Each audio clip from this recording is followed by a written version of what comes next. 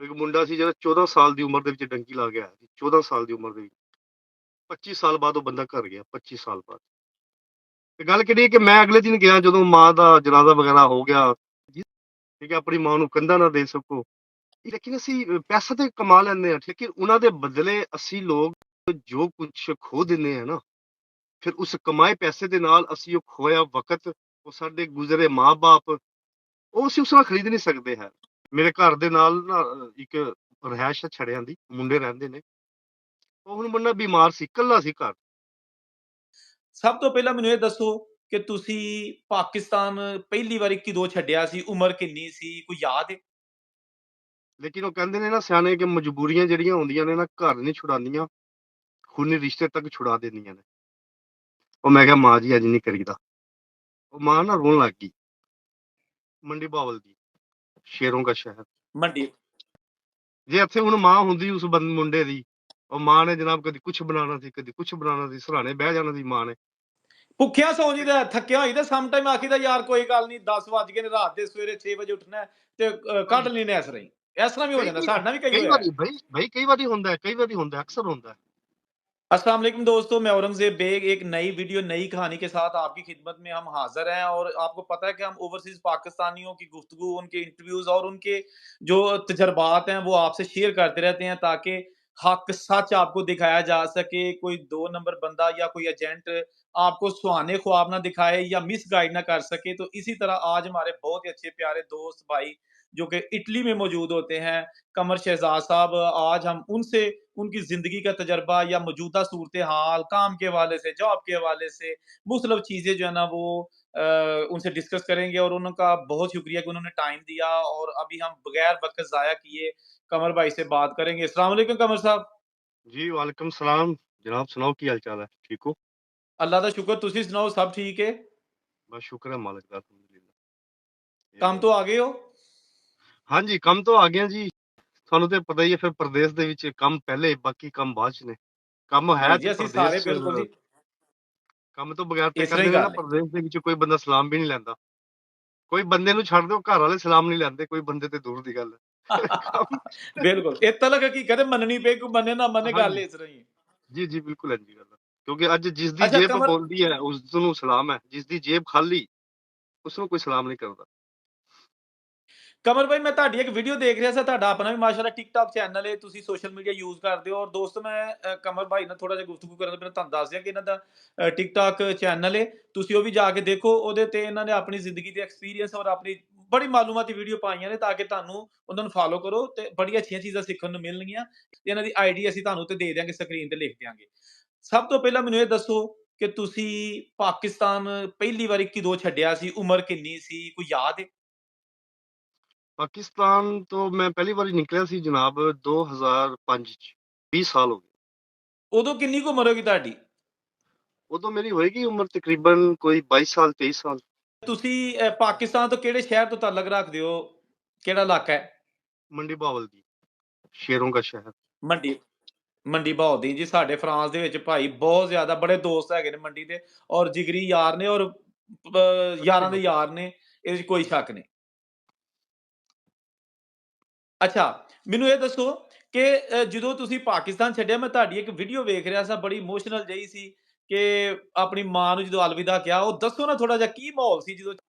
ਪਤਾ ਕੀ ਹੁੰਦਾ ਹੈ, ਮੇਰੀ ਨਹੀਂ ਕਹਾਣੀ, ਹਰ ਪ੍ਰਦੇਸ਼ ਦੇ ਵਿੱਚ ਆਉਣ ਵਾਲੇ ਦੀ ਇਹੀ ਕਹਾਣੀ ਹੁੰਦੀ ਹੈ ਕਿ ਜਦੋਂ ਵੀ ਕਿਸੇ ਮਾਂ ਦਾ ਲਾਲ ਨਿਕਲਦਾ ਹੈ ਨਾ ਘਰੋਂ, ਕਿਸੇ ਵੀ ਮਾਂ ਦਾ ਦਿਲ ਨਹੀਂ ਕਰਦਾ ਹੈ ਕਿ ਮੇਰਾ ਪੁੱਤਰ ਮੈਨੂੰ ਛੱਡ ਕੇ, ਆਪਣਾ ਘਰ ਛੱਡ ਕੇ ਪ੍ਰਦੇਸ਼ ਦੇ ਵਿੱਚ ਜਾਏ। ਲੇਕਿਨ ਉਹ ਕਹਿੰਦੇ ਨੇ ਨਾ ਸਿਆਣੇ ਕਿ ਮਜਬੂਰੀਆਂ ਜਿਹੜੀਆਂ ਹੁੰਦੀਆਂ ਨੇ ਨਾ ਘਰ ਨਹੀਂ ਛੁਡਾਉਂਦੀਆਂ, ਖੂਨੀ ਰਿਸ਼ਤੇ ਤੱਕ ਛੁਡਾ ਦਿੰਦੀਆਂ ਨੇ। ਹਾਏ ਹਾਏ ਹਾਏ। ਠੀਕ ਹੈ, ਇਹ ਪਿਛਲੇ ਸਾਲ ਦੀ ਗੱਲ ਹੈ ਕਿ ਮੇਰੀ ਵਾਲਦਾ ਸਾਹਿਬਾ ਦੀ ਤਬੀਅਤ ਖਰਾਬ ਸੀ ਤੇ ਮੈਨੂੰ ਫੋਨ ਆਇਆ ਸੀ ਕਿ ਆ ਜਾਓ, ਵਾਲਦਾ ਸਾਹਿਬਾ ਦੀ ਤਬੀਅਤ ਖਰਾਬ ਹੈ। ਮੈਂ ਚਲਾ ਗਿਆ, ਛੁੱਟੀ ਚਲਾ ਗਿਆ। ਪਿਛਲੇ ਸਾਲ ਦੀ ਗੱਲ ਤੁਹਾਨੂੰ ਸੁਣਾ ਰਿਹਾ। ਮੈਨੂੰ ਫੋਨ ਆਇਆ ਸੀ ਕਿ ਆ ਜਾਓ, ਵਾਲਦਾ ਸਾਹਿਬਾ ਦੀ ਤਬੀਅਤ ਖਰਾਬ ਹੈ। ਮੈਂ ਚਲਾ ਗਿਆ, ਛੁੱਟੀ ਚਲਾ ਗਿਆ। ਪਿਛਲੇ ਸਾਲ ਦੀ ਗੱਲ ਤੁਹਾਨੂੰ ਸੁਣਾ ਰਿਹਾ। ਮੈਂ ਗਿਆ ਤੇ ਮੇਰੀ ਵਾਲਦਾ ਸਾਹਿਬ ਉਸ ਟਾਈਮ ਹਸਪੀਟਲ ਦੇ ਵਿੱਚ ਸੀ। ਹਸਪਤਾਲ 'ਚ ਮੈਂ ਉਹਨਾਂ ਨੂੰ ਮਿਲਣ ਗਿਆ, ਉਹ ਮਾਂ ਮੇਰੀ ਉੱਠ ਕੇ ਬੈਠ ਗਈ। ਹੈ ਨਾ ਜੀ, ਸਹੀ ਬੰਦਾ ਵਾਹ ਜੀ ਵਾਹ। ਸਿਹਤਮੰਦ ਹੁੰਦਾ ਇਸ ਤਰ੍ਹਾਂ। ਖੈਰ ਅਗਲੇ ਦਿਨ ਅਸੀਂ ਉਹਨਾਂ ਨੂੰ ਘਰ ਲੈ ਕੇ, ਘਰ ਲਿਜਾ ਕੇ ਜਨਾਬ ਉਹਨਾਂ ਦੀ ਸਿਹਤ ਪਹਿਲੇ ਨਾਲੋਂ ਕਾਫੀ ਬਿਹਤਰ ਹੋ ਗਈ। ਯਾਨੀ ਕਿ ਮੈਂ 2-3 ਹਫ਼ਤੇ ਰਿਹਾ ਉੱਥੇ। 2-3 ਹਫ਼ਤੇ ਬਾਅਦ ਮੈਂ ਫਿਰ ਆਇਆ ਵਾਪਸ। ਜਦੋਂ ਮੈਂ ਦਰਵਾਜ਼ੇ ਬਾਹਰ ਨਿਕਲਣ ਲੱਗਿਆ ਸੀ ਨਾ ਮਿਲ ਕੇ, ਮੇਰੀ ਮਾਂ ਨੇ ਫਿਰ ਮੈਨੂੰ ਆਵਾਜ਼ ਮਾਰੀ ਸੀ ਪਿੱਛੋਂ। ਮੈਂ ਕਿਹਾ ਮਾਂ ਜੀ ਇੰਨੀ ਦੇਰ ਦਾ ਮੈਂ ਤੁਹਾਡੇ ਕੋਲ ਬੈਠਿਆ, ਦਿਲ ਨਹੀਂ ਲੱਗਿਆ। ਉਸ ਟਾਈਮ ਮੇਰੀ ਮਾਂ ਨੇ ਜਿਹੜੀ ਗੱਲ ਕੀਤੀ ਸੀ ਨਾ, ਉਹ ਅੱਜ ਵੀ ਜਦੋਂ ਮੈਂ ਯਾਦ ਕਰਦਾ ਨਾ, ਯਕੀਨ ਕਰ ਜਾਓ ਕਿ ਰੋਣਾ ਆਉਂਦਾ ਹੈ ਕਿ ਜਿਹੜੀ ਗੱਲ ਮੇਰੀ ਮਾਂ ਨੇ ਕੀਤੀ ਸੀ। ਮਾਂ ਕਹਿੰਦੀ ਸੀ ਕਿ ਜ਼ਿੰਦਗੀ ਦਾ ਕੀ ਪਤਾ ਦੁਬਾਰਾ ਮੁਲਾਕਾਤ ਹੋਣੀ ਹੈ ਕਿ ਨਹੀਂ ਹੋਣੀ। ਉਹ ਮੈਂ ਕਿਹਾ ਮਾਂ ਜੀ ਅੱਜ ਨਹੀਂ ਕਰੀਦਾ। ਉਹ ਮਾਂ ਨਾ ਰੋਣ ਲੱਗ ਗਈ।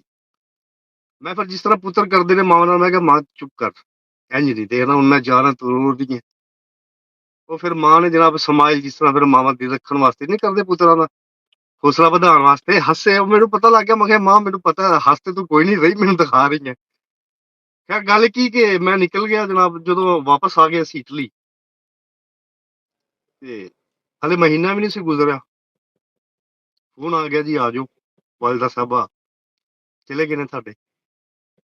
ओए होए होए होए। ਠੀਕ ਹੈ। ਲੇਕਿਨ ਫਿਰ ਉਸ ਤੁਹਾਨੂੰ ਪਤਾ ਫਰਾਂਸ, ਤੁਸੀਂ ਉਹ, ਮੈਂ ਇੱਥੇ ਇਟਲੀ ਬੈਠਾਂਗੇ, ਜਦੋਂ ਇਸ ਤਰ੍ਹਾਂ ਦਾ ਮਸਲਾ ਹੁੰਦਾ ਨਾ, ਫਿਰ ਯਕਦਮ ਬੰਦਾ ਪਹੁੰਚ ਨਹੀਂ ਸਕਦਾ। ਠੀਕ ਹੈ। ਪੈਸੇ ਦੇ ਨਾਲ ਬੰਦਾ ਨਹੀਂ ਹੁੰਦਾ। ਪੈਸਾ नहीं ਪੈਸਾ नहीं, ਕੋਈ ਅਹਿਮੀਅਤ ਹੈ। ਠੀਕ ਹੈ। ਸਬੱਬ ਨਹੀਂ ਕੋ ਟਿਕਟ ਬੰਦਾ। ਮਿਲ ਰਹੀ ਸੀ, ਟਿਕਟ ਮਿਲ ਰਹੀ ਸੀ। ਟਿਕਟ ਕਿੱਥੋਂ ਸੀ? ਮਿਲਾਨ ਤੋਂ ਜਾ ਕੇ, ਮਿਲਾਨ ਜਾਣ ਵਾਸਤੇ 4 ਘੰਟੇ ਸੀ ਜਿੱਥੇ ਅਸੀਂ ਰਹਿੰਦੇ ਆ। ਤੇ ਗੱਲ ਕਿਹੜੀ ਹੈ ਕਿ ਮੈਂ ਅਗਲੇ ਦਿਨ ਗਿਆ ਜਦੋਂ ਮਾਂ ਦਾ ਜਨਾਜ਼ਾ ਵਗੈਰਾ ਹੋ ਗਿਆ। ਜਿਸ ਮਾਂ ਨੇ ਤੁਹਾਨੂੰ ਸਾਰੀ ਜ਼ਿੰਦਗੀ ਸੀਨੇ ਲਾ ਕੇ ਪਾਲਿਆ ਹੁੰਦਾ ਹੈ, ਠੀਕ ਹੈ, ਤੇ ਤੁਸੀਂ ਆਖਰੀ ਵਾਰ ਇਸ ਨੂੰ ਮਿਲ ਨਾ ਸਕੋ, ਠੀਕ ਹੈ, ਆਪਣੀ ਮਾਂ ਨੂੰ ਕੰਧਾ ਨਾ ਦੇ ਸਕੋ, ਇਸ ਚੀਜ਼ ਦਾ ਅਫਸੋਸ ਜਿਹੜਾ ਹੁੰਦਾ ਨਾ, ਇਹ ਸਾਰੀ ਜ਼ਿੰਦਗੀ ਇਨਸਾਨ ਦੇ ਅੰਦਰ ਰਹਿੰਦਾ ਹੈ। ਮੈਂ ਆਪਣੀ हाय ਵੀਡੀਓ हाय। ਤੇ ਅਕਸਰ ਅੰਦਰ ਨਾ ਅਕਸਰ ਇਹ ਗੱਲ ਕਰਦਾ ਹੁੰਦਾ ਕਿ ਅਸੀਂ ਪਰਦੇਸ ਆਉਂਦੇ ਆ, ਇੱਥੇ ਦਾ ਮਕਸਦ ਹੁੰਦਾ ਕਿ ਕੁਝ ਬਣ ਜਾਈਏ, ਕੁਝ ਕਮਾ ਲਈਏ, ਕੁਝ ਪਾ ਲਈਏ। ਲੇਕਿਨ ਅਸੀਂ ਪੈਸਾ ਤੇ ਕਮਾ ਲੈਂਦੇ ਆ, ਠੀਕ ਹੈ, ਜੋ ਸਾਡੇ ਡ੍ਰੀਮ ਹੁੰਦੇ ਨੇ, ਖਾਬ ਹੁੰਦੇ ਨੇ, ਅਸੀਂ ਪੂਰਾ ਕਰ ਲੈਂਦੇ ਆ। ਲੇਕਿਨ ਉਹਨਾਂ ਦੇ ਬਦਲੇ ਅਸੀਂ ਲੋਕ ਜੋ ਕੁਝ ਖੋ ਦਿੰਦੇ ਆ ਨਾ, ਫਿਰ ਉਸ ਕਮਾਏ ਪੈਸੇ ਦੇ ਨਾਲ ਅਸੀਂ ਉਹ ਖੋਇਆ ਵਕਤ, ਉਹ ਸਾਡੇ ਗੁਜ਼ਰੇ ਮਾਂ-ਬਾਪ, ਉਹ ਬੱਚਿਆਂ ਦੇ ਨਾਲ ਜਿਹੜਾ ਅਸੀਂ ਵਕਤ ਨਹੀਂ ਗੁਜ਼ਾਰਦੇ, ਠੀਕ ਹੈ, ਉਹ ਅਸੀਂ ਉਸ ਨਾਲ ਖਰੀਦ ਨਹੀਂ ਸਕਦੇ ਹੈ। ਪੈਸਾ ਤਾਂ ਕਿਹੜਾ, ਪੈਸਾ ਅੱਜ ਹੈ ਕੱਲ ਨਹੀਂ ਹੋਏਗਾ। ਲੇਕਿਨ ਇਹ ਜਿਹੜੇ ਰਿਸ਼ਤੇ ਨੇ ਨਾ, ਇਹ ਅੱਜ ਹੈ ਨੇ ਕੱਲ ਨਹੀਂ, ਦੁਬਾਰਾ ਫਿਰ ਨਹੀਂ ਮਿਲਣਗੇ। ਪੈਸਾ ਮਿਲ ਜਾਏਗਾ, ਦੁਬਾਰਾ ਨਹੀਂ ਹੈ। ਕਿਉਂਕਿ ਪੈਸਾ ਜ਼ਿੰਦਗੀ ਵਾਸਤੇ ਪੈਸਾ ਜ਼ਰੂਰੀ ਹੈ, ਇਹ ਵੀ ਇੱਕ ਤਲਖ ਹਕੀਕਤ ਹੈ ਇਸ ਮੁਆਸ਼ਰੇ ਦੀ। ਲੇਕਿਨ ਇਸ ਪੈਸੇ ਨੇ ਨਾ ਕਿਤਨੀਆਂ ਮਾਵਾਂ ਦੇ ਪੁੱਤਰ ਜਿਹੜੇ ਨੇ ਨਾ ਆਪਣੇ ਤੋਂ ਦੂਰ ਕਰ ਛੱਡੇ। ਠੀਕ ਹੈ। ਅਕਸਰ ਤੁਸੀਂ ਸੁਣਿਆ ਹੋਏਗਾ ਲੋਕੀ ਡੰਕੀਆਂ ਲਾ ਕੇ ਆਉਂਦੇ ਨੇ। ਤੇ ਮੈਂ ਅਗਲੇ ਦਿਨ ਇੱਕ ਵੀਡੀਓ ਬਣਾਈ ਹੈ ਕੁਛ ਦਿਨ ਪਹਿਲੇ ਦੀ। ਇੱਕ ਮੁੰਡਾ ਸੀ ਜਿਹੜਾ 14 ਸਾਲ ਦੀ ਉਮਰ ਦੇ ਵਿੱਚ ਡੰਕੀ ਲਾ ਕੇ ਆਇਆ ਸੀ। 14 ਸਾਲ ਦੀ ਉਮਰ ਦੇ ਵਿੱਚ 25 ਸਾਲ ਬਾਅਦ ਉਹ ਬੰਦਾ ਘਰ ਗਿਆ। 25 ਸਾਲ ਬਾਅਦ। ਠੀਕ ਹੈ। ਨਾ ਮਾਂ ਰਹੀ, ਨਾ ਬਾਪ ਰਿਹਾ। ਜਿਹੜੀ ਉਸਨੇ ਕੋਠੀ ਬਣਾਈ ਉੱਥੇ ਜਾ ਕੇ, ਉਹ ਕੋਠੀ ਤੇ ਹੈ ਸੀ ਇੱਟਾਂ ਦੀ, ਲੇਕਿਨ ਉਹ ਘਰ ਨਹੀਂ ਸੀ ਜਿਸ ਘਰ ਨੂੰ ਛੱਡ ਕੇ ਆਇਆ ਸੀ। ਕਿਉਂਕਿ ਘਰ ਤੇ ਹੁੰਦਾ ਮਾਂ-ਬਾਪ ਨਾਲ, ਬੀਵੀ ਬੱਚਿਆਂ ਦੇ ਨਾਲ। ਉਹ ਹੁਣ ਕੋਠੀ ਜਿਤਨੀ ਵੀ ਆਲੀਸ਼ਾਨ ਹੋਵੇ, ਜਿਤਨੀ ਵੀ ਕੀਮਤੀ ਹੋਵੇ, ਉਸ ਕੋਠੀ ਦੀ ਕੋਈ ਕੀਮਤ ਨਹੀਂ ਹੈ ਜਦੋਂ ਉਸਦੇ ਵਿੱਚ ਰਹਿਣ ਵਾਲੇ ਤੁਹਾਡੀ ਮਾਂ, ਜਿਸ ਦੇ ਨਾਲ ਚੁੱਲ੍ਹੇ ਤੇ ਬਹਿ ਕੇ ਉੱਥੇ ਤੁਸੀਂ ਰੋਟੀ ਖਾਂਦੇ ਹੋ। ਅਸੀਂ ਕੋਈ ਵੀ ਪੁੱਤਰ ਜਿਹੜੇ ਪਾਕਿਸਤਾਨ ਚ ਰਹਿੰਦੇ ਨੇ ਨਾ, ਸਵੇਰ ਟਾਈਮ ਜਦੋਂ ਘਰੋਂ ਨਿਕਲਦੇ ਨੇ, ਮਾਂ ਦੁਆ ਦਿੰਦੀ ਹੈ, ਜਾਂ ਮੇਰਾ ਪੁੱਤਰ ਖੈਰ ਨਾਲ ਜਾ ਤੇ ਖੈਰ ਨਾਲ ਆ। ਕੋਈ ਰੋਟੀ ਉਹ ਨਹੀਂ ਕਿਸ ਤਰ੍ਹਾਂ ਦੀ ਪੁੱਛਦਾ। ਮਿਲਦੀ ਹੈ? ਰੋਟੀ ਨਹੀਂ ਪੁੱਛਦਾ ਕੋਈ ਭਾ, ਰੋਟੀ ਇੱਥੇ ਕੋਈ ਜ਼ਾਤ ਨਹੀਂ ਪੁੱਛਦਾ, ਰੋਟੀ ਤੇ ਬੜੀ ਦੂਰ ਹੈ। ਠੀਕ ਹੈ। ਚਲੋ ਜਿਹੜੇ ਫੈਮਲੀਆਂ ਨਾਲ ਰਹਿੰਦੇ ਨੇ, ਠੀਕ ਹੈ, ਉਹਨਾਂ ਦੀ ਲਾਈਫ ਤੇ ਜਿਹੜੇ ਛੜੇ ਨੇ ਨਾ, ਉਹਨਾਂ ਦੀ ਲਾਈਫ ਦੇ ਵਿੱਚ ਵੀ ਬੜਾ ਫਰਕ ਹੈ। ਛੜਿਆਂ ਦੇ ਵਿੱਚ ਬਿल्कुल ਬੰਦਾ, सही कह रहे हो। ਮੇਰੇ ਘਰ ਦੇ ਨਾਲ ਨਾ ਇੱਕ ਰਿਹਾਇਸ਼ ਹੈ ਛੜਿਆਂ ਦੀ, ਮੁੰਡੇ ਰਹਿੰਦੇ ਨੇ। ਉਹ ਹੁਣ ਬੰਦਾ ਬਿਮਾਰ ਸੀ, ਇਕੱਲਾ ਸੀ ਘਰ। ਖੁਦਾ ਨਾ ਖਾਸਤਾ ਕੋਈ ਐਸਾ ਹਾਦਸਾ ਹੋ ਜਾਵੇ, ਉਸਦੇ ਕੋਲ ਹੀ ਬੰਦਾ ਕੋਈ ਨਹੀਂ ਹੈ। कोई ਕਰਨਾ ਤੇ नहीं। ਉਹ ਹੈ ਨਾ ਜੋ ਰੱਬ ਚਾਹੁੰਦਾ ਹੈ। ਠੀਕ ਹੈ। ਜੇ ਇੱਥੇ ਹੁਣ ਮਾਂ ਹੁੰਦੀ ਉਸ ਮੁੰਡੇ ਦੀ, ਉਹ ਮਾਂ ਨੇ ਜਨਾਬ ਕਦੀ ਕੁਝ ਬਣਾਉਣਾ ਸੀ, ਕਦੀ ਕੁਝ ਬਣਾਉਣਾ ਸੀ। ਰਿਹਾਇਸ਼ ਹੈ ਛੜਿਆਂ ਦੀ, ਮੁੰਡੇ ਰਹਿੰਦੇ ਨੇ। ਉਹ ਹੁਣ ਬੰਦਾ ਬਿਮਾਰ ਸੀ, ਇਕੱਲਾ ਸੀ ਘਰ। ਖੁਦਾ ਨਾ ਖਾਸਤਾ ਕੋਈ ਐਸਾ ਹਾਦਸਾ ਹੋ ਜਾਵੇ, ਉਸਦੇ ਕੋਲ ਹੀ ਬੰਦਾ ਕੋਈ ਨਹੀਂ ਹੈ। कोई ਕਰਨਾ ਤੇ नहीं। ਉਹ ਹੈ ਨਾ ਜੋ ਰੱਬ ਚਾਹੁੰਦਾ ਹੈ। ਠੀਕ ਹੈ। ਜੇ ਇੱਥੇ ਹੁਣ ਮਾਂ ਹੁੰਦੀ ਉਸ ਮੁੰਡੇ ਦੀ, ਉਹ ਮਾਂ ਨੇ ਜਨਾਬ ਕਦੀ ਕੁਝ ਬਣਾਉਣਾ ਸੀ, ਕਦੀ ਕੁਝ ਬਣਾਉਣਾ ਸੀ। ਸਰਾਣੇ ਬਹਿ ਜਾਣਾ ਸੀ ਮਾਂ ਨੇ, वाह ਪੱਟੀਆਂ जी वाह। ਕਰਨੀਆਂ ਸੀ, ਪੁੱਤਰ ਮੇਰੇ ਨੇ ਕੀ ਖਾਣਾ ਹੈ। ਠੀਕ ਹੈ। ਤੇ ਫਿਰ ਜਦੋਂ ਮਾਵਾਂ ਨਾ ਹੁਣ ਕੌਣ ਪੁੱਛਦਾ? कोई नहीं ਬਸ पूछता। ਇਹ ਚੀਜ਼ ਅਸੀਂ ਪਰਦੇਸ ਰਹਿਣ ਵਾਲੇ ਮਿਸ ਕਰਦੇ ਹਾਂ।